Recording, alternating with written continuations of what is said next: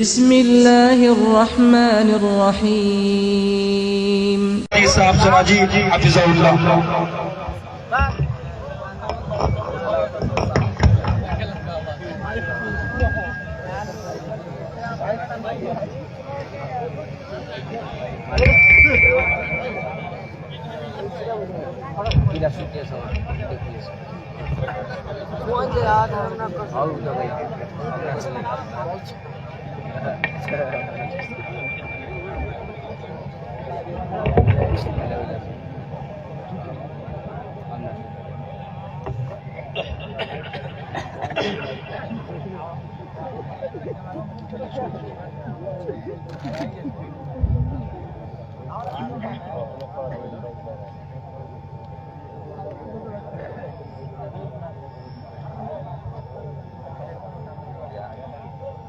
السلام علیکم ورحمۃ اللہ وبرکاتہ.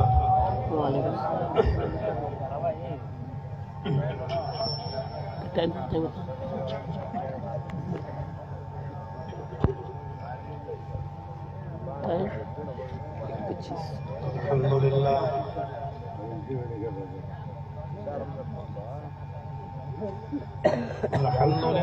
نحمده ونستعینه ونستغفره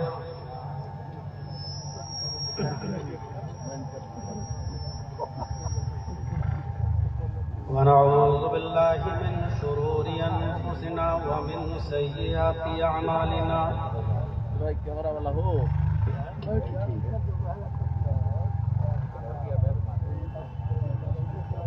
من يهده الله فلا مضل له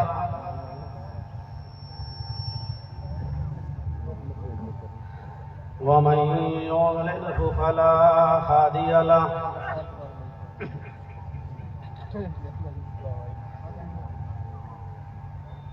وأشهد أن لا إله إلا الله وحده لا شريك له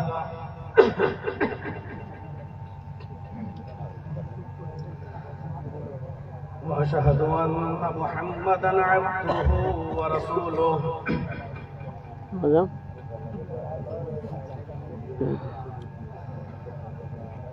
أما بعد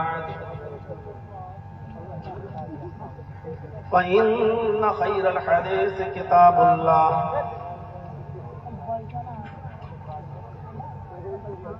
وخير الهدي هدي محمد صلى الله عليه وسلم وشر الأمور محدثاتها وكل محدثة بدعة وكل بدعة ضلالة وكل ضلالة في النار.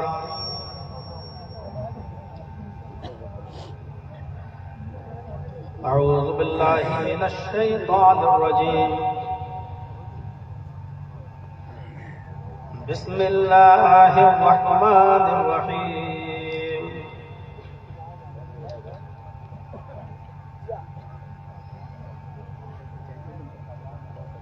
إلا الذين آمنوا وعملوا الصالحات فلهم أجر غير ممنون.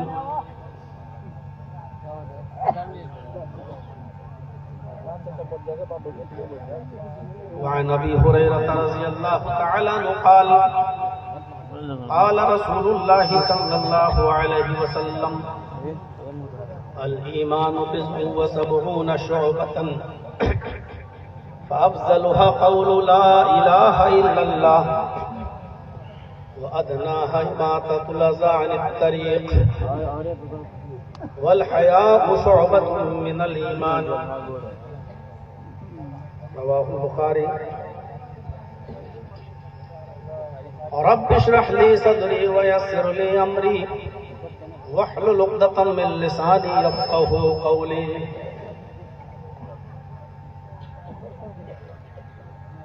اس عظیم الشان اجلاس کے صدر محترم فضیلت الشیخ اصغر علی امام مہدی حافظہ اللہ امیر مرکزی جمعیت اہل حدیث ہند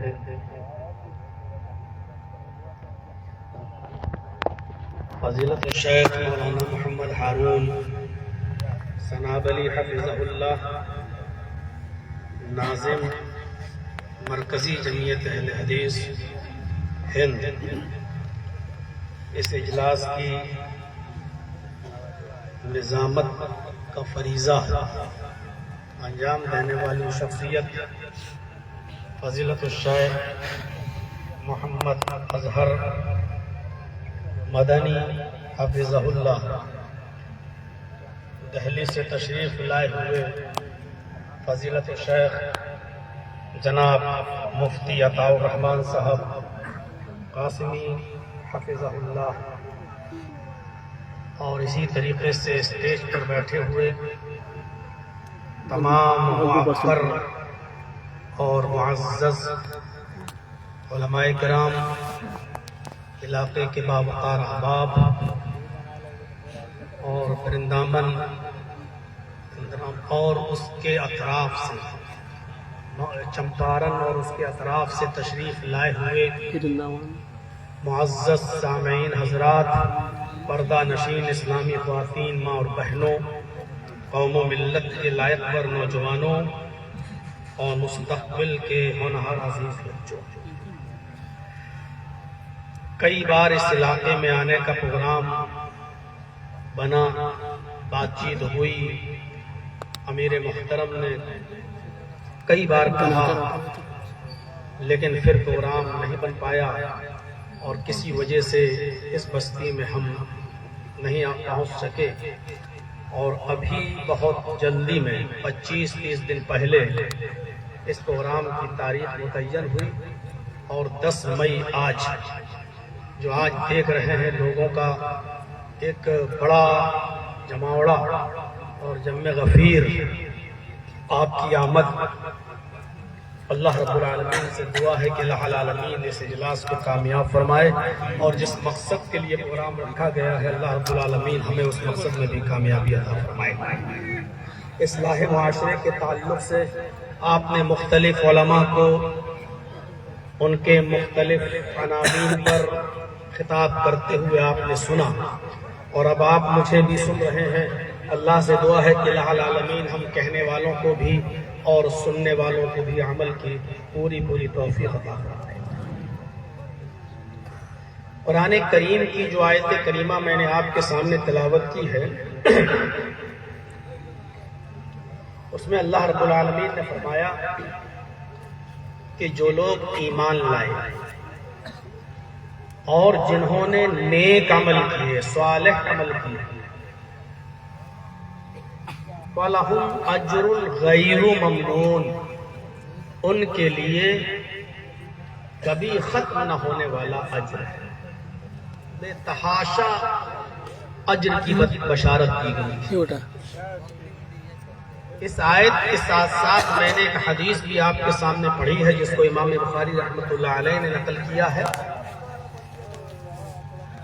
جس میں نبی اکرم صلی اللہ علیہ وسلم نے فرمایا کہ ایمان کی 70 سے زیادہ شاخیں ہیں، ایمان کی 70 سے زیادہ برانچز ہیں، 70 سے زیادہ شاخائیں ہیں،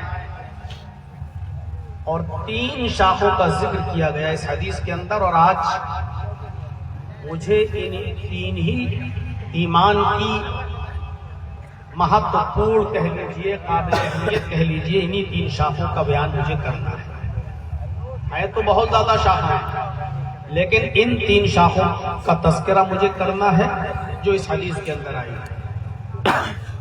افضل شاخ فافضلها، سب سے افضل شاخ ہے ایمان کی، قول لا الہ الا اللہ، لا الہ الا اللہ کہنا، لا الہ الا اللہ کا اقرار۔ وَأَدْنَاهَا، سب سے کمتر درجے کی جو شاخ ہے وہ ہے اماطۃ الاذى عن الطریق، راستے سے تکلیف دہ چیز کو ہٹا دینا۔ اور ایمان کی تیسری شاخ کا ذکر کیا ہے اللہ کے نبی صلی اللہ علیہ وسلم نے کہ والحیاء شعبۃ من الایمان، شرم و حیا بھی ہمارے ایمان کا ایک شعبہ ہے، ہمارے ایمان کی ایک برانچ ہے۔ پہلی چیز بتائی ہے قول لا الہ الا اللہ۔ دیکھنے میں یہ بہت معمولی سا جملہ لگتا ہے، لا الہ الا اللہ، لیکن حقیقت یہ ہے کہ اسی کلمے کا اقرار انسان کو جنتی بناتا ہے اور اسی کلمے کا انکار انسان کو جہنمی بنا دیتا ہے۔ سب سے افضل شاخ کسی کو کہا گیا ہے، ہمیں اس کے معنی پر بھی غور کرنا ہے، اور آج کے اس کتاب میں ہم سب کو اس بات پر بھی غور کرنا ہے کہ یہ کلمہ ہم سے تقاضا کس چیز کا کرتا ہے۔ کیا ہم اور آپ اس کلمے کے اس تقاضے کو پورا کرتے ہیں؟ ترمذی کی روایت کے مطابق یہ کلمہ سب سے افضل ذکر ہے۔ ہمیں اٹھتے بیٹھتے چلتے پھرتے اس کلمے کا ذکر کرتے رہنا چاہیے۔ اللہ کے نبی صلی اللہ علیہ وسلم نے فرمایا افضل الذکر لا الہ الا اللہ، سب سے افضل ذکر جو ہے وہ لا الہ الا اللہ۔ لا الہ میں جو پہلا جملہ، پہلا لفظ جو آ رہا ہے لا الہ، یہ تمام معبودان باطلہ کا انکار، تمام جھوٹے خداؤں کا انکار، اور اس کے بعد الا اللہ، صرف اللہ واحد کی ایک ہونے اور اس کے معبود برحق ہونے کی گواہی۔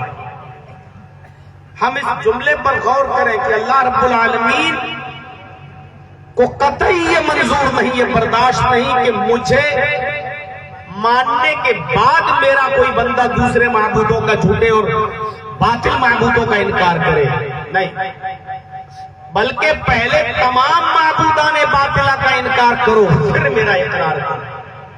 اس سے آپ اہمیت کا اندازہ لگائیے۔ ہم پہلے اللہ کو مان لیں اور پھر ہم آپ کا انکار کریں، نہیں ہم آپ کو خدا نہیں مانتے، ہم آپ کو رب نہیں مانتے، ہم آپ نہیں ہیں۔ اللہ کو یہ برداشت ہی نہیں ہے، بھلے ہی آپ انکار کر رہے ہیں، لیکن پہلے سب کا انکار کرو۔ لا الہ کوئی ہے ہی نہیں، پہلے سب کا انکار، لا الہ کوئی معبود ہے ہی نہیں، اس کے بعد اقرار کرو الا اللہ، سوائے اللہ کے۔ ایک لمحے کے لیے بھی یہ برداشت نہیں ہے، منظور نہیں، ایکسپٹ نہیں ہے اللہ کو کہ مجھے ماننے کے بعد پھر تم دوسروں کا انکار کرو، نہیں، پہلے سب کا انکار کر دو پھر میرا اقرار کرو۔ ایک لمحے کے لیے بھی شرکت دوسرے معبودوں کی ایکسپٹ کریں۔ اس سے آپ اس کلمے کی اہمیت کا اندازہ لگا سکتے ہیں۔ لا الہ کا معنی لا الہ لا معبود الا اللہ، لا الہ یعنی لا معبود، اللہ کے علاوہ کوئی عبادت کے لائق نہیں، کسی بھی قسم کی عبادت ہو اللہ کے علاوہ کوئی اس کا مستحق ہے ہی نہیں، اللہ کے علاوہ کوئی عبادت کے لائق نہیں۔ لا الہ اے لا مسجود الا اللہ، جب آپ لا الہ الا اللہ پڑھتے ہیں تو اس کا مطلب یہ کہ آپ اس بات کا اقرار کرتے ہیں کہ اللہ کے علاوہ کوئی ہمارا مسجود نہیں، کسی کو بھی سجدہ جائز نہیں۔ لا الہ الا اللہ یعنی لا مقصود الا اللہ، اللہ کے علاوہ ہمارا کوئی مقصود نہیں۔ لا الہ الا اللہ یعنی لا مطلوب الا اللہ، اللہ کے علاوہ ہمارا کوئی مطلوب نہیں. اس بات کا اقرار ہے. کیا ہم یہ سارے تقاضے پورے کرتے ہیں؟ اللہ کے نبی جناب محمد رسول اللہ صلی اللہ علیہ وسلم ہر فرض نماز کے بعد یہ دعا پڑھتے تھے. لا الہ الا اللہ کے مفہوم میں یہ چیز شامل ہے کہ ہم اللہ ہی کی عبادت کریں اور جو مانگے صرف اسی سے مانگے، اور اس بات کا بھی عقیدہ رکھیں کہ وہی دینے والا اور وہی چھیننے والا ہے. اللہ کے نبی جناب محمد رسول اللہ صلی اللہ علیہ وسلم ہر فرض نماز کے بعد یہ دعا پڑھا کرتے تھے. اللہم لا مانع لما اعطیت ولا معطی لما منعت ولا ينفع ذا الجد منک الجد. اللہم لا مانع لما اعطیت. اگر اللہ کسی کو کوئی چیز دے دے تو ساری کائنات مل کر اس سے چھیننا چاہے تو نہیں چھین سکتی. وَلَا مُعْطِي لِمَا مَنَعَتْ. اور جس سے اللہ کوئی چیز چھین لے ساری کائنات مل کر اس کو وہ چیز دینا چاہے تو نہیں دے سکتی. یہ معمول تھا اور صرف ایک بار پڑھ لیا نہیں. ہر فرض نماز کے بعد اللہ کے نبی جناب محمد رسول اللہ یہ دعا پڑھا کرتے تھے اور اپنی امت کو یہ عقیدہ سکھایا کرتے تھے. یہ عقیدہ رکھو، یہ ایمان ہونا چاہیے کہ اللہ کے علاوہ کوئی معبود نہیں، اللہ کے علاوہ کوئی مسجود نہیں، اللہ کے علاوہ کوئی مقصود نہیں، اللہ کے علاوہ کوئی مطلوب نہیں. یہ ہمیں بتایا گیا. میرے بھائیو، یہی وہ کلمہ ہے کہ ایک انسان زندگی بھر شرک کرتا رہے، کفر کرتا رہے، گناہوں کی دلدل میں پڑا رہے، پھنسا رہے. 80 سال کی عمر کو پہنچ گیا، کفر و شرک کی دلدل میں پھنسا ہے، لیکن آخری وقت میں 80 سال کی عمر میں اس کو یہ کلمہ نصیب ہو گیا اور اس نے مرنے سے پہلے یہ کلمہ پڑھ لیا. اشہد ان لا الہ الا اللہ واشہد ان محمدًا عبدہ ورسولہ. اس کلمے کا اقرار کر لیا، وہ جنتی ہو جائے. سوچئے ایک 80 سال کا بوڑھا آدمی کفر و شرک کی دلدل میں پھنسا ہے، یہ کلمہ نہ پڑھتا تو کہاں جاتا؟ اگر اس کو موت آ جاتی تو کہاں جاتا؟ لیکن اس کو یہ کلمہ 80 سال کے بعد نصیب ہوا اور آج اس کو یہ کلمہ پڑھا اور پڑھنے کے بعد وہ مر گیا. غور کریں آپ اس کلمے کی وجہ سے وہ آدمی کہاں جا رہا ہے. نبی اکرم جناب محمد رسول اللہ صلی اللہ علیہ وسلم کی ایک چھوٹا سا بچہ یہودی 12 سال 13 سال اس کی عمر تھی، وہ خدمت کیا کرتا تھا اور اللہ کے نبی صلی اللہ علیہ وسلم کے پاس آ کر آپ کی باتیں سنا کرتا تھا، بیٹھ جاتا تھا. اللہ کے نبی کی باتیں اس کو اتنی اچھی لگتی تھی کہ جب وہ اپنے گھر جاتا تھا تو اپنے باپ سے کہتا تھا کیا میں اللہ کے نبی پر ایمان لے آؤں، کیا میں محمد رسول اللہ کی باتوں کو تسلیم کر لوں، کیا میں محمد رسول اللہ جو دعوت دیتے ہیں کہ ایک اللہ کی عبادت کرو کیا میں اس بات کو مان لوں. تو اس کا باپ اس کو ڈانٹ دیتا تھا، پھٹکار دیتا تھا، خبردار اگر ایسا کیا تو. وہ چھوٹا بچہ 12-13 سال کی عمر وہ اپنے باپ کی ڈر کی وجہ سے اس کلمے کو نہیں پڑھ سکتا. ایک دن وہ بچہ بیمار ہوتا ہے، اس کی طبیعت بہت زیادہ خراب ہوتی ہے. نبی اکرم صلی اللہ علیہ وسلم کو جب پتہ چلتا ہے کہ وہ جو بچہ میری خدمت کرتا تھا اور میری باتیں آ کر بیٹھ کر سنتا تھا وہ بچہ بیمار ہو گیا ہے، تو آپ اس یہودی بچے کی عیادت کرنے کے لیے اس کے گھر تشریف لے. دروازے کو دستک دی. اسلام کے مزاج کو دیکھیے، بچہ ہی تو تھا، 12-13 سال کی عمر ہی تو تھی، کیا ضرورت تھی اس کے گھر جانے کی. نبی اکرم اس کے گھر جاتے ہیں، دروازے کو دستک دیتے ہیں.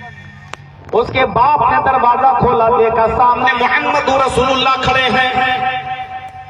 آپ نے اندر آنے کی اجازت مانگی، اس کے باپ نے آپ کو اجازت دی. اللہ کے نبی اس چھوٹے بچے 12-13 سال جس کی عمر تھی اس کے پاس اس کے سرہانے پر بیٹھ گئے. وہ لڑکا، وہ یہودی لڑکا نبی اکرم کو دیکھنے لگا. اللہ کے نبی صلی اللہ علیہ وسلم نے اس بچے سے کہا قل لا الہ الا اللہ یا غلام، اے بچے لا الہ الا اللہ پڑھ لو، لا الہ الا اللہ کا اقرار کر لو، لا الہ الا اللہ پڑھ لو. اس بچے نے اپنے باپ کی طرف دیکھا، لڑکے نے اپنے باپ کی طرف دیکھا. باپ سمجھ گئے کہ میرا بیٹا آج بھی چاہتا ہے کہ میں یہ کلمہ پڑھ لوں اور بیمار ہے، آخری وقت ہے، چلو میں اپنے بچے کا دل کیا توڑوں. اس یہودی بچے کے باپ نے کہا اطیع ابو القاسم، بیٹے ابو القاسم کی بات مان لو، تم بھی تو یہی چاہتے ہو، تمہارا بھی تو دل یہی تھا. چلو اس بچے کی اپنے محمد رسول اللہ کی بات مان لو، ابو القاسم کی بات مان لو، اور یہ کلمہ پڑھنے کے لیے کہہ رہے ہیں پڑھ لو. جیسے ہی باپ کی طرف سے پرمیشن ملی، اس بچے نے کلمہ پڑھ لیا، اشہد ان لا الہ الا اللہ واشہد ان محمدا عبدہ ورسولہ. اس لڑکے نے جیسے یہ کلمہ پڑھا اس کا انتقال ہو گیا. کلمہ پڑھتے ہی اس بچے کی روح قبض سے عنصری سے پرواز کر گئی، وہ بچہ مر گیا. اللہ کے نبی صلی اللہ علیہ وسلم اس کے سرہانے بیٹھے تھے، کھڑے ہو جاتے ہیں اور کھڑے ہو کر جو جملہ جناب محمد رسول اللہ کی زبان سے نکلتا ہے وہ جملہ یہ ہے الحمدللہ الذی انقذہ عن النار. تمام تعریفیں اس اللہ کے لیے جس نے اس بچے کو آخری وقت میں جہنم کی آگ سے بچا لیا. تمام تعریفیں اس اللہ کے لیے ہیں جس نے اس بچے کو جہنم کی آگ سے نجات عطا فرمائی. الحمدللہ الذی انقذہ عن النار. تمام تعریفیں اس اللہ کے لیے ہیں جس نے اس بچے کو جہنم سے نجات عطا فرمائی. ایک وقت کی نماز نہیں پڑھی اس بچے نے، ایک بھی روزہ نہیں رکھا اس بچے نے، زکات نہیں دی، حج نہیں کیا، نجات پا گیا. اس لڑکے کو نجات کس نے دی؟ اس کلمے میں اشہد ان لا الہ الا اللہ. اگر اس کلمے کو پڑھنے سے پہلے مر گیا ہوتا تو کہاں جاتا؟ اس کلمے کو ادا کر لیا. نبی نے اپنی زبان سے کہا حمد و ثنا تعریف اس اللہ کی جس نے اس بچے کو جہنم کی آگ سے بچا لیا. ہم نے ابھی اس کلمے کے معنی اور مطالعے کو سمجھا نہیں، اس کے تقاضے کو ہم نے پورا نہیں کیا. غور کیجیے. آئیے واقعے کی طرف ہم آپ کو لے کر چلتے ہیں. اللہ کے نبی جناب محمد رسول اللہ صلی اللہ علیہ وسلم اور آپ کے صحابہ نے خیبر کا محاصرہ کر لیا. خیبر کو گھیر لیا چاروں طرف سے. خیبر کا ایک چرواہا جو خیبر کے یہودیوں کی بکریاں چرایا کرتا تھا جس کا نام اسود تھا. ذرا غور سے سنیے گا، کان لگا کر یہ اسود کی پوری کہانی. خیبر کے یہودیوں کی بکریاں چرایا کرتا تھا اور اس کا نام اسود تھا. ایک دن بکریاں چراتے چراتے یہ خیبر سے باہر آ گیا. اس نے دیکھا کہ باہر کچھ لوگ جمع ہیں. یہ ان کے پاس گیا، کہا تو لوگ کون ہیں؟ پتا چلا کہ یہی وہ لوگ ہیں جنہوں نے خیبر کا محاصرہ کر لیا ہے، گھیر لیا ہے. اور یہ یہودیوں کی بکریاں لے کر باہر نکل گیا. اس نے پوچھا کہ تمہارے سردار کون ہیں؟ صحابہ نے جواب دیا محمد رسول اللہ صلی اللہ علیہ وسلم. اسود نے پوچھا کیا ان سے ہماری ملاقات ہو سکتی ہے؟ صحابہ نے کہا بالکل، وہ جو خیمہ دیکھ رہے ہو نا، اس خیمے کے اندر محمد رسول اللہ ہمارے نبی موجود ہیں. جاؤ اور بلا جھجک ان سے ملاقات کر لو، کو ملاقات کرنے چلنے گئے. سوچا نہیں تھا اس نے اتنے بڑے ملک کا مالک، کوئی پروٹوکول نہیں، کوئی سرکشا نہیں، کسی سے پرمیشن کی ضرورت نہیں، اور ہماری ملاقات ایسے ہو جائے گی. صحابہ نے کہا جاؤ ملاقات ہو جائے گی. وہ گیا، خیمے کا پردہ اٹھایا، اجازت طلب کی، آپ نے اجازت دی. گرم کپڑے، موٹا لباس، پسینے کی بدبو اور انتہائی بدصورت شکل. اللہ کے نبی اس کو اپنے قریب بٹھاتے ہیں. اس نے کہا میرا نام اسود ہے اور میں جاننا چاہتا ہوں کہ آپ کی دعوت کیا ہے، میں جاننا چاہتا ہوں کہ آپ کا پیغام کیا ہے، میں جاننا چاہتا ہوں کہ آپ کس چیز کی دعوت دیتے ہیں. اللہ کے نبی جناب محمد رسول اللہ صلی اللہ علیہ وسلم نے فرمایا اسود میری دعوت یہ ہے کہ ایک اللہ کی عبادت کی جائے، اس کے علاوہ کسی اور کی عبادت نہ کی جائے، کسی اور کے سامنے سجدہ نہ کیا جائے، حاجت روائی اور مشکل کشائی کا سوال کسی اور سے نہ کیا جائے. میں اللہ کا رسول ہوں، مجھے اللہ کا رسول تسلیم کیا جائے. اسود نے کہا اے اللہ کے نبی اگر میں اس بات کو تسلیم کر لوں تو پھر میرا کیا حق ہوگا؟ آپ نے فرمایا اسود اگر تم یہ کلمہ پڑھ لیتے ہو تو میں تمہیں اپنے گلے سے لگاؤں گا، میں تمہیں اپنے سینے سے لگاؤں گا. مجھے میری شکل اتنی خراب، میں بدصورت انسان، میرے جسم سے پسینے کی بدبو آ رہی ہے اور آپ مجھے اپنے سینے سے لگائیں گے. فرمایا صرف سینے ہی سے نہیں لگاؤں گا، تمہارے جان اور مال کی حفاظت کی ذمہ داری پھر ہمارے اوپر ہوگی. کچھ دیر وہ بیٹھا، سوچا اور کچھ باتیں اس نے محمد رسول اللہ کی سنی اور پھر اس نے کلمہ پڑھ لیا اشہد ان لا الہ الا اللہ واشہد ان محمدا عبدہ ورسولہ. یہ کلمہ پڑھ کر وہ اسود اسلام لے آتا ہے. اب جو چیز میں بتانے جا رہا ہوں وہ سنیے. کہا اللہ کے نبی ابھی تک تو میرا گزر بسر بکریاں چرا کر ہوا کرتا تھا، میں خیبر کی یہودیوں کی بکریاں چراتا ہوں، وہیں سے مجھے جو کمائی حاصل ہوتی ہے اسی سے میں اپنے اور اپنے اہل و عیال کا پیٹ پالتا ہوں. اب میں اسلام لے آیا ہوں، مجھے کیا کام کرنا پڑے گا؟ مجھے کوئی کام بتائیے. اللہ کے نبی نے فرمایا کہ اس وقت نماز کا وقت نہیں ہے کہ میں تم سے کہوں کہ نماز پڑھنے جاؤ، رمضان کا مہینہ نہیں ہے کہ میں تم سے کہوں کہ روزے رکھو، حج کا سیزن نہیں ہے کہ میں تم سے کہوں کہ حج کرنے جاؤ، اور تم اتنے دولت مند اور امیر بھی نہیں ہو کہ میں تم سے کہوں کہ تم زکات ادا کرو. ہاں سرحد پر جا سکتے ہو، وہاں ہمارے صحابہ جنگ میں شامل ہیں، تم بھی جنگ میں شامل ہو سکتے ہو. اگر شہید ہو گئے تو جنت، ورنہ غازی ہو کر لوٹو گے، غازی کہلاؤ گے. اس نے کہا اللہ کے نبی صلی اللہ علیہ وسلم میں اس جنگ میں جانے کے لیے تیار ہوں، اب میں اسی جہاد میں شامل ہونے کے لیے چل پڑ جا رہا ہوں. آپ نے فرمایا ابھی نہیں. یہ بکریاں کس کی ہیں؟ فرمایا یہ بکریاں تو خیبر کے یہودیوں کی ہیں. غور سے سنیے گا، حالت جنگ میں کافروں کا مال لوٹنا بھی جائز ہو جاتا ہے، حلال ہو جاتا ہے، کافروں کے مال پر قبضہ کرنا جائز ہو جاتا ہے.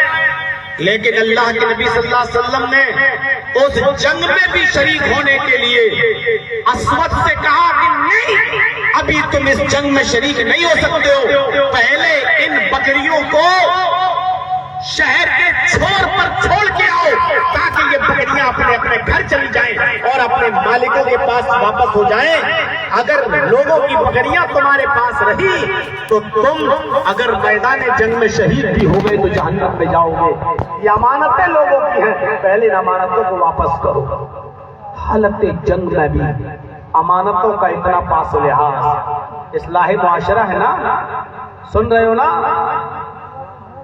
کتنے لوگوں کی زمین و جائیداد پر قبضے کیے ہیں، پیسے والے ہو نا، غریب کا 1 گج 2 گج زمین پر 1 فٹ 2 فٹ زمین پر قبضہ کر لیا، صاحب آپ کی دکان نہیں آ رہی تھی یار، زبردستی اس کو آپ نے خوش کرنے کے لیے کچھ پیسہ دینا چاہا، وہ نہیں لے رہا ہے، آپ مجبور کر رہے ہیں، شور شول ہے، آپ کے تعلقات ہیں تھانے میں، آپ کے تعلقات ہیں کورٹ میں اور کچہری میں، آپ نے ظلم کر دیا ہے، یاد رکھیے گا۔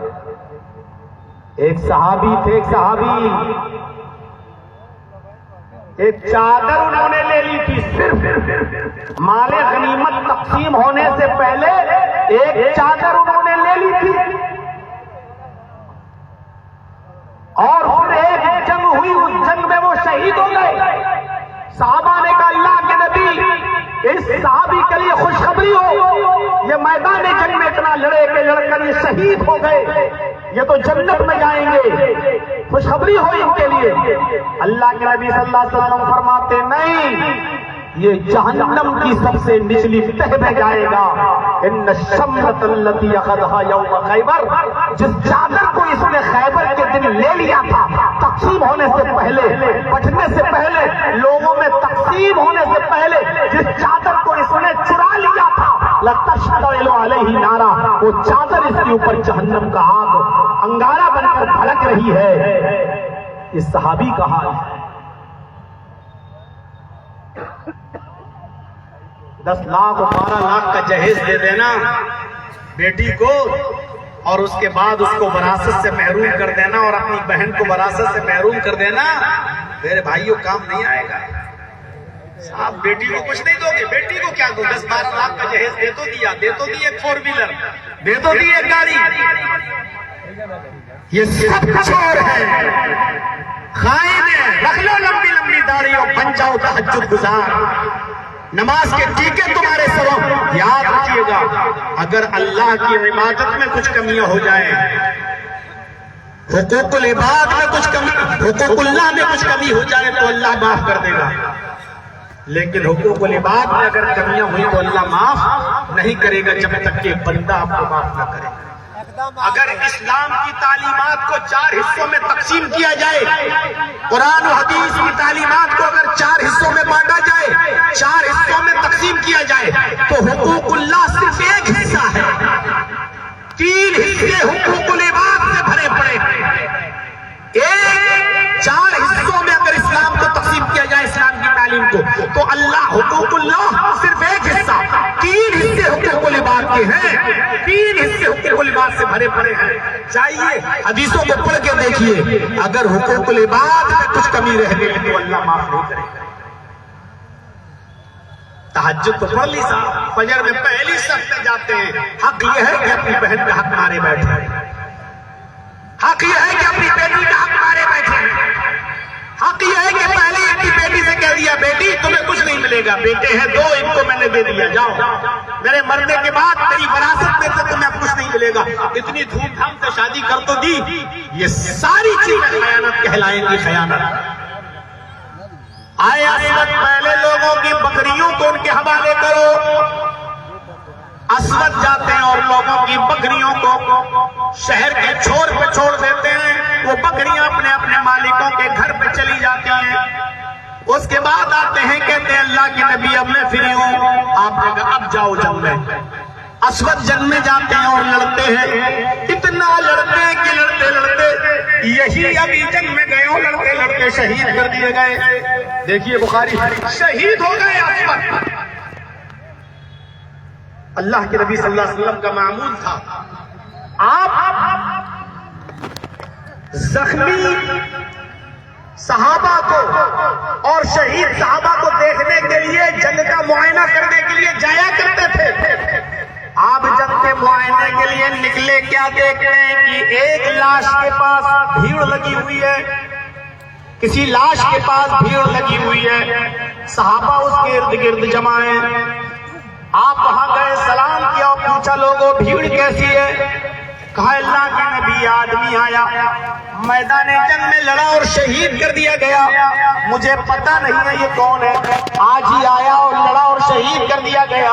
ہم اس کو پہچانتے نہیں ہیں, یہی پہچاننے کی کوشش کر رہے ہیں کہ یہ کون ہے.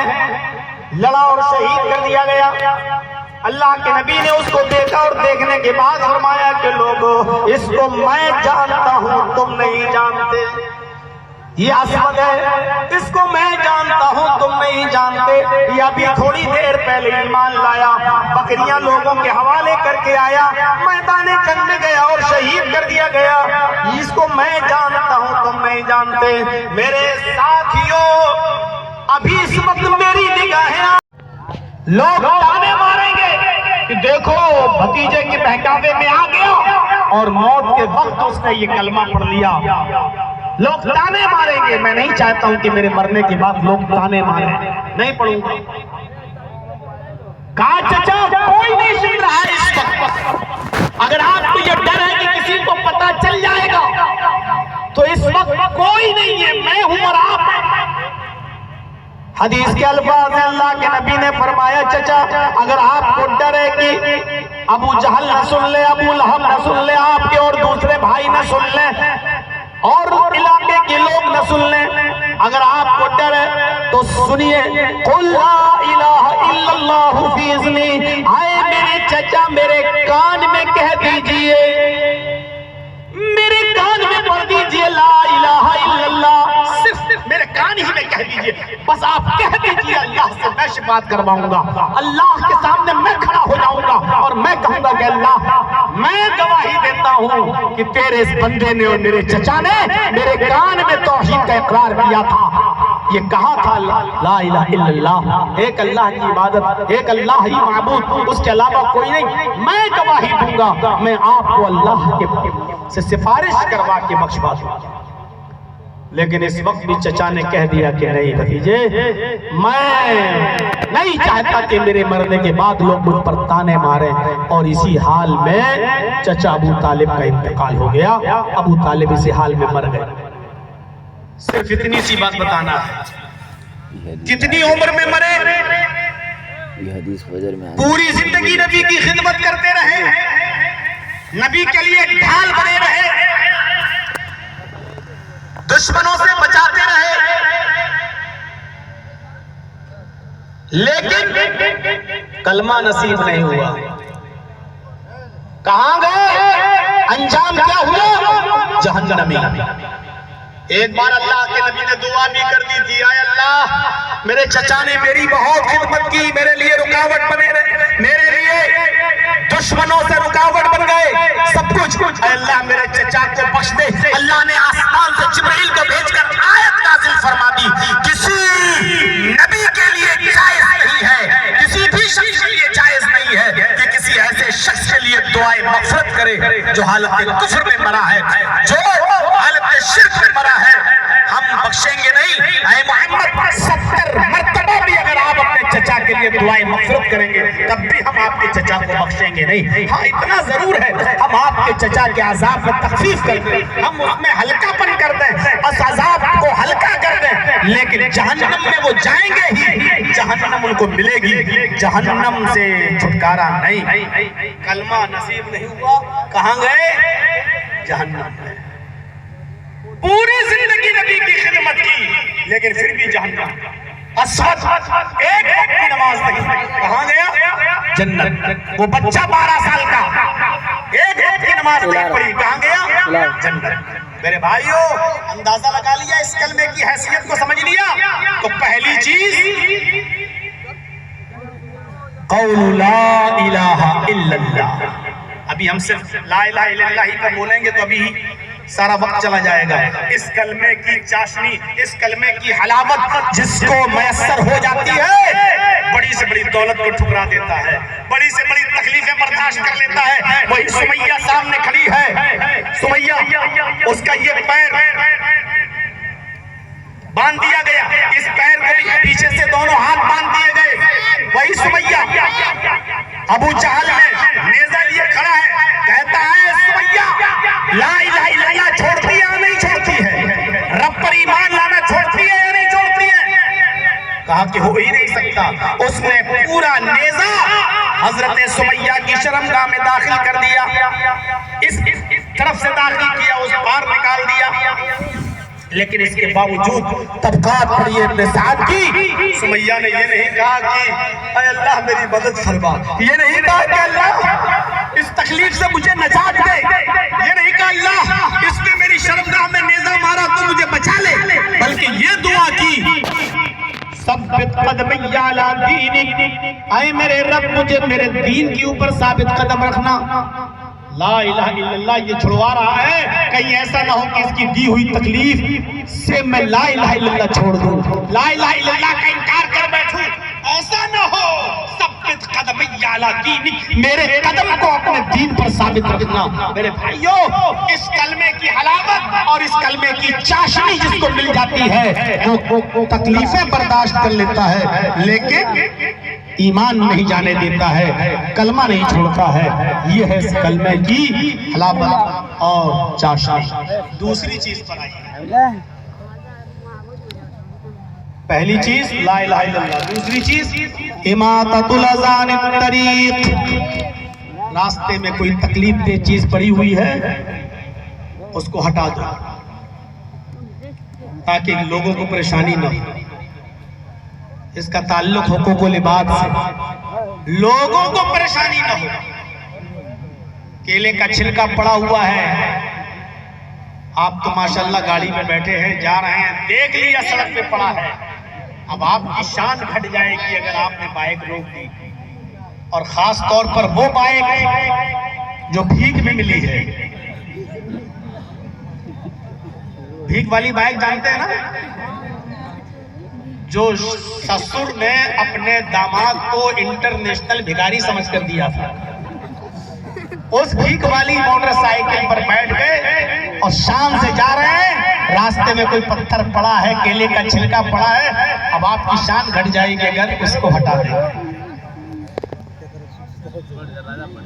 مسلم کے الفاظ ہے, اللہ کے نبی نے فرمایا کہ اللہ تعالیٰ نے میرے سامنے قیامت تک جتنی بھی نیکیاں کی جائیں گی اور جتنی بھی برائیاں ہوں گی, ان تمام نیکیوں اور برائیوں کا ایک رجسٹر پیش کیا. سوچئے کتنا بڑا وہ رجسٹر ہوگا جس میں قیامت تک جتنی بھی قسم کی نیکیاں ہوں گی وہ ساری نیکیوں کا ذکر اس رجسٹر میں تھا, اور قیامت تک جتنی بھی برائیاں ہوں گی ان تمام برائیاں بھی اس رجسٹر میں لکھی ہوئی تھی. چھوٹی سے چھوٹی نیکی اور چھوٹی سی چھوٹی برائی بھی اس رجسٹر میں لکھی ہوئی تھی. اللہ کے نبی فرماتے ہیں میں نے اس رجسٹر کے اندر یہ نیکی بھی لکھی ہوئی دیکھی, جو سب سے چھوٹی نیکی کہ راستے میں کوئی کانٹا پڑا ہے, راستے میں کوئی پتھر پڑا ہے, راستے میں کوئی کیلے کا چھلکا پڑا ہے, کوئی تکلیف دہ چیز پڑی ہے, میں نے دیکھا کہ اس کو اٹھا دینا, اس کو ہٹا دینا, اس کو پھینک دینا, یہ چھوٹی سی چھوٹی نیکی بھی اس رجسٹر میں لکھی, اور چھوٹی سے چھوٹی برائی بھی لکھی ہوئی تھی. آپ مسجد کے اندر گئے اور وہاں آپ نے بلغم یا تھوک پڑا ہوا دیکھا, حالانکہ تھوک پاک ہے, کپڑے پہ پڑ جائے تو نماز ہو جاتی ہے, لیکن آپ کی نظر اگر مسجد میں پڑ گئی اور تھوک پر یا بلغم پر پڑ گئی اور آپ الگ ہٹ گئے, ہم نے تھوڑی تھوکا, ہمیں کیا مطلب, آپ آگے بڑھ گئے, آپ نے نماز پڑھی اور چل دیے, اور اس کو آپ نے دھویا نہیں, صاف نہیں کیا. اللہ کے نبی فرماتے ہیں کہ اس تھوک کو, اس بلغم کو اگر آپ نے دھویا نہیں, صاف نہیں کیا, تو یہ چھوٹی سے چھوٹی برائی بھی میں نے اس رجسٹر کے اندر لکھی. سوچئے کتنا بڑا رجسٹر ہوگا. تو اس میں یہ نیکی بھی لکھی ہوئی تھی, چھوٹی سے چھوٹی نیکی. وہ ادناہا, اللہ کے نبی نے فرمایا یہ سب سے کمتر درجے کی کا ایمان کا شعبہ ہے کہ راستے سے تکلیف دہ چیز کو ہٹا دیں. اب آپ ہٹا دیجئے, آپ کی شان نہیں گھٹ جائے گی. سوچئے وہ کیلے کا چھلکا جس پر آپ کی نظر پڑ چکی تھی, پھر بھی آپ نے نہیں ہٹایا. ایک اندھا آدمی گیا اور اس پر پیر اس نے رکھ دیا اور پھسل گیا اور گر گیا. اس کے گھٹنے میں چوٹ آ گئی اور وہ بوڑھا آدمی اگر بڑھاپے کے ساتھ ساتھ اگر وہ اندھا بھی ہوا، اندھے کے ساتھ ساتھ اگر وہ بوڑھا بھی ہوا تو اس کی ریڑھ کی ہڈی بھی چلی گئی۔ سوچئے کوئی چھوٹا سا بچہ اس کے اوپر پیر رکھ کے پھسل گیا اور اس کو چوٹ لگ گئی، کوئی گربھوتی کوئی حاملہ عورت اس کا پیر اس چھلکے پر رکھ گیا اور پھسل گئی، اس کے حمل کو نقصان پہنچ گیا۔ فرمایا اس چھوٹی سی چھوٹی چیز کو بھی راستے سے ہٹا دینا کوئی بھی تکلیف دہ چیز ہو۔ پہلی بات تو مسلمان وہ ہے ہی نہیں۔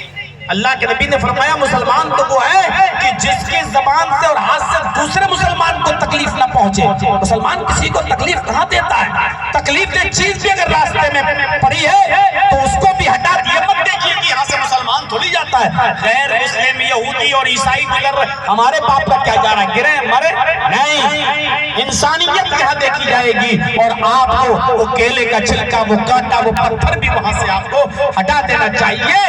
یہ اسلام سکھلاتا ہے۔ اسی طریقے سے کوئی بھی کسی بھی آپ کی عادت سے اور ادا سے تکلیف پہنچتی ہے کسی مسلمان کو یا عام لوگوں کو تو اس سے پرہیز کریں۔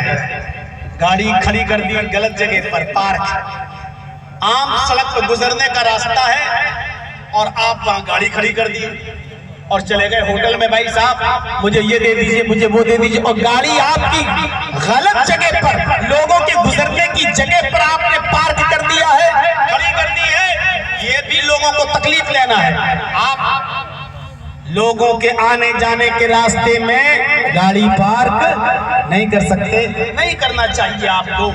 اسی طریقے سے رات میں آپ نے بہت سے لوگوں کو دیکھا ہوگا، ہمارے یہاں تو ہوتا تھا لیکن اب جا کر بند ہوا ہے۔ رمضان کے مہینے میں آپ نے دیکھا ہوگا، رمضان کے مہینے میں مثلاً 4 بجے اگر سحری کا ٹائم ختم ہو رہا ہے تو 2 بجے سے لوگ مائک لے کر بولنا شروع کر دیتے ہیں، روزدار بھائیوں اٹھیے، ماں بہنیں اٹھیں اور سحری بنائیں، کھانا بنائیں، اتنا وقت باقی ہے، اتنا ٹائم باقی ہے۔ بہت چلتا تھا، آج سے 8 سال 10 سال پہلے میں خود اپنی بستی میں دیکھتا تھا، باقاعدہ نظمیں پڑھی جا رہی ہیں، نعتیں پڑھی جا رہی ہیں۔ میرے بھائیوں یہ بھی لوگوں کو تکلیف دینے کے ضمن میں آتا ہے۔ آپ اس کو دین کا کام سمجھ رہے ہو؟ یہ دین کا کام نہیں ہے، یہ بھی لوگوں کو تکلیف دینا ہے۔ اب آپ کہیے ارے مولانا صاحب روزے کے لیے لوگوں کو اٹھانا یہ تکلیف دینا ہے؟ کیا یہ برا کام ہے؟ ہم اور آپ اپنے دماغ سے جو سوچیں کہ یہ اچھا کام لگ رہا تو وہ ضروری نہیں کہ اچھا ہو۔ اچھا یہ بتائیے جو روزے دار، جو روزہ جس کو رکھنا ہے وہ تو اپنا انتظام کر ہی لے گا۔ آج کل تو موبائل آ گئے ہیں، آج کل تو گھڑیاں آ گئی ہیں، آج کل تو الارم ہے۔ آپ کو معلوم ہے کہ 4 بجے سحری کا ٹائم ختم ہو رہا ہے، آپ 3 بجے کا الارم لگا لیجئے، 3:30 بجے کا الارم لگا لیجئے۔ جس کو اٹھنا ہے روزہ رکھنا وہ تو رکھے گا، لیکن آپ ان کو تو تکلیف دے رہے ہیں جن کے اوپر روزے کی جن سے رخصت ہے۔ ایک بوڑھا آدمی ہے بیچارہ، اتنا بوڑھا ہے کہ وہ روزہ نہیں رکھ سکتا، رخصت بھی ہے شریعت نے اس بوڑھے آدمی کو، وہ فدیہ دے گا کیونکہ اب روزہ رکھنے کے لائق نہیں ہے۔ بہت سے بوڑھے لوگ ایسے بیچارے جو جب تک نیند کی ٹیبلٹ نہیں کھاتے ہیں ان کو نیند نہیں آتی ہے۔ ابھی بجھاؤ 11 بجے رات میں نیند کی ٹیبلٹ کھائی، ابھی ان کو نیند آئی تھی 12-1 بجے، ابھی 1 ہی گھنٹہ سو پایا تھا وہ بیچارہ بوڑھا، یا مائک کی آواز نے اس کو پھر بیدار کر دیا۔ اس کو روزے کے لیے اٹھنا نہیں ہے، اس کو سحری کے لیے بیدار نہیں ہونا، لیکن آپ کی آواز نے اس بوڑھے کی نیند میں ڈسٹرب کر دیا۔ اب وہ کروٹیں بدل رہا ہے بیچارہ اور اس کو اب نیند نہیں آ رہی ہے۔ مجھے بتائیے کہ اس بوڑھے آدمی کو تکلیف کس نے دی؟ آپ کون ہوتے ہیں کسی کی نیند میں ڈسٹرب کرنے والے؟ ایک حاملہ عورت ہے جس کے پیٹ میں بچہ ہے، شریعت اس کو رخصت دیتی ہے کہ اگر اس کو خطرہ ہے کہ اگر میں روزہ رکھوں گی تو یہ میرے پیٹ میں جو بچہ ہے اس کی صحت کو نقصان پہنچا دے گا، اس کی زندگی کے لیے خطرہ ہوگا، تو اس عورت کو رخصت ہے، روزہ چھوڑے گی، بعد میں رکھ لے گی۔ آپ نے مائک پکڑ کر روزہ شروع کر دیا. مجھے بتائیے کہ یہ عورت اس کی جو نیند میں ڈسٹرب ہوا ہے, اس کی جو نیند میں خلل ہوا ہے, اس کا ذمہ دار کون؟ ایک مرضی عورت ہے, اپنے بچے کو دودھ پلاتی ہے, شریعت نے اس کو رخصت دی ہے کہ اگر تجھے لگتا ہے کہ روزہ رکھنے سے تیرا بچہ بھوکا رہ جائے گا کیونکہ تو کھائے گی ہی نہیں, پیے گی نہیں, تو دودھ نہیں بنے گا, اور جب دودھ نہیں بنے گا تو بچہ بھوکا رہ جائے گا, تو روزے کی رخصت دی ہے. آپ نے اس دودھ پلانے والی عورت کو بھی آپ نے بیدار کر دیا. یہ بھی تکلیف دینے کے ذمن میں ہے. آپ کیسے کسی کو تکلیف دے سکتے ہیں؟ میرے بھائیوں, ایک چیز پر آپ تھوڑا نظر ڈالیے. اسلام کا مزاج دیکھیے. پہلے صف میں نماز پڑھنے کا کتنا ثواب ہے, ذرا غور سے سنیے. پہلے صف میں نماز پڑھنے کا کتنا ثواب ہے جانتے ہیں آپ؟ اللہ کے نبی نے فرمایا اگر کوئی شخص پہلی صف میں نماز پڑھنے کے ثواب کو جان جائے, اس کو علم ہو جائے, اس کو معلوم ہو جائے کہ پہلی صف میں نماز پڑھنے کا ثواب کتنا ہے, تو لوگ اپنے گھروں سے پہلی صف کے لیے دوڑیں گے, اور ایک ہی وقت میں اگر مسجد میں پہنچ گئے تو قرآن اندازی کی نوبت کریں گے. قرآن ڈالو, میں پہلے جاؤں گا, میں پہلی صف پہ کھڑا ہوں گا, میں پہلی صف پہ کھڑا ہوں گا. قرآن اندازی کی نوبت آ جائے گی. ایک روایت میں آتا ہے کہ لوگ لڑنے اور جھگڑنے لگیں گے, تلواریں نکال لیں گے پہلی صف میں جانے کے لیے. نہیں, میں پہلی صف میں نماز پڑھوں گا. آپ اندازہ لگائیں گے پہلی صف میں نماز پڑھنے کا ثواب. اللہ کے نبی صلی اللہ علیہ وسلم نے فرمایا, سنن نسائی کی روایت, ان اللہ و ملائکتہ یصلون علی الصف الاول. اللہ تعالی اور فرشتے پہلی صف میں نماز پڑھنے والوں پر رحمتیں بھیجتے ہیں. پہلی صف میں نماز پڑھنے والوں پر اللہ بھی اور فرشتے بھی رحمتیں نازل کرتے ہیں. رحمتیں, یہ لفظ اللہ تعالیٰ نے اپنے نبی جناب محمد رسول اللہ کے لیے استعمال کیا ہے. ان اللہ و ملائکتہ یصلون علی النبی, اللہ اور فرشتے نبی پر رحمتیں بھیجتے ہیں, اللہ اور فرشتے نبی پر رحمتیں نازل فرماتے ہیں. یہ لفظ اللہ کے نبی نے اپنی امت کے ان لوگوں کے لیے استعمال کیا ہے جو پہلی صف میں نماز پڑھتے ہیں. پہلی صف میں, کہ اللہ بھی اور فرشتے بھی ان لوگوں پر رحمتیں نازل فرماتے ہیں جو پہلی صف میں نماز پڑھتے ہیں. اب دیکھیے, اب آپ اندازہ لگائیں, پہلی صف میں نماز پڑھنے کا ثواب اتنا زیادہ کہ لوگ قرآن کی نوبت آ جائے, قرآن ڈالنے پر مجبور ہو جائیں.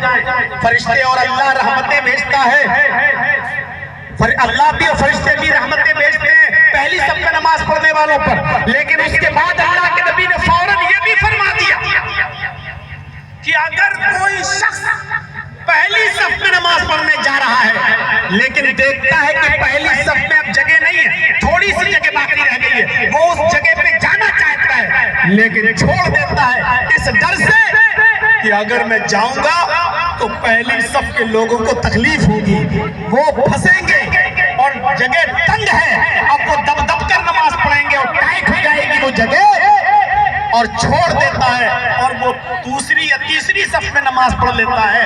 اور پہلی صف میں اس لیے چھوڑ دیتا ہے کہ میرے جانے سے ان مسلمانوں کو جو پہلے سے موجود ہیں ان کو تکلیف ہوگی. من ترک الصف الاول مخافت ان یؤذی مسلما فصلی الصف الثانی فی الصف الثانی بالثالث. اور جس نے اس ڈر سے پہلی صف کو چھوڑ دیا کہ کسی مسلمان کو تکلیف نہ ہو, وہ ٹائٹ جگہ میں نماز نہ پڑھے, اور اس نے دوسری یا تیسری صف میں نماز پڑھ لی, اللہ کے نبی فرماتے ہیں اضاف اللہ لہ اجر الصف الاول, اللہ رب العالمین اس کو پہلی صف میں نماز پڑھنے کا ثواب دیتا ہے. نماز جیسی عبادت اور پہلی صف میں نماز پڑھنے کا ثواب,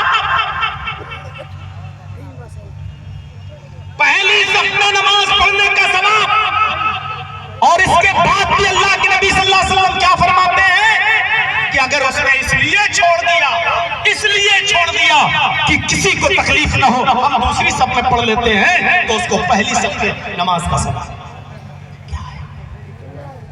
آئیے یہ ہے دوسری چیز، اور تیسری چیز پر نظر ڈالیے، والحیاء شعبۃ من الایمان، حیا ایمان کا شعبہ ہے، حیا۔ تیسری چیز اللہ کے نبی نے فرمائی، یہ بھی ایمان کا ایک حصہ ہے، ایمان کا ایک شعبہ ہے۔ اور ایک شارٹ میں بخاری کی حدیث سنا دوں، اللہ کے نبی نے فرمایا، سن لیجئے، اذا لم تستحی ففعل ما شئت۔ اللہ کے نبی نے فرمایا اگر تیرے اندر شرم و حیا نہیں، اگر تیرے اندر شرم و حیا نہیں، ففعل ما شئت، تو پھر تیرا دل جو چاہے وہ کر، جو تیرے دل میں آئے وہ کر۔ یہ کتنا بڑا جملہ ہے۔ اگر تیرے اندر سے شرم و حیا نکل گئی تو پھر انسان اور جانور میں کوئی فرق نہیں رہ گیا، پھر جو تیرے دل میں آئے وہ کر۔ ارے انسان کو انسان بنانے والی چیز ہی تو شرم و حیا ہے۔ جب شرم و حیا انسان کے اندر سے نکل جاتی ہے تو انسان اور جانور دونوں، کتا اور بلی اور انسان سب برابر۔ مسلم شریف کی حدیث کے الفاظ پر آپ غور کریں تو آپ کو پتہ چلے گا، اللہ کے نبی جناب محمد رسول اللہ صلی اللہ علیہ وسلم اپنے گھر میں آرام فرما رہے ہیں، حضرت عائشہ نبی اکرم کے پاس بیٹھی ہوئی ہیں۔ صحیح مسلم کے الفاظ ہیں، حضرت عائشہ اللہ کے نبی صلی اللہ علیہ وسلم کے پاس بیٹھی ہوئی ہیں، اللہ کے نبی صلی اللہ علیہ وسلم کی لنگی کا دونوں کنارے کھلے ہوئے ہیں، سطر ڈھکا ہے، گھٹنے ڈھکے ہیں، لیکن لنگی کے دونوں کنارے آپس میں الگ الگ ہیں، وہ کھلے ہوئے ہیں۔ حضرت عائشہ بیان کرتی ہیں کہ تھوڑی دیر کے بعد میرے دروازے پہ دستک ہوتی ہے۔ اللہ کے نبی نے پوچھا کون؟ باہر سے آواز آئی، ابو بکر صدیق۔ اندر آنے کی اجازت مانگی، ان کو اندر آنے کی اجازت دے دی گئی۔ حضرت عائشہ فرماتی ہیں کہ حضرت ابو بکر صدیق رضی اللہ تعالیٰ عنہ اندر آئے اور آ کر وہ میرے ابو کے پاس، میرے شوہر کے پاس آ کر بیٹھ گئے اور لنگی ایسے ہی پہنے رہے اور آپ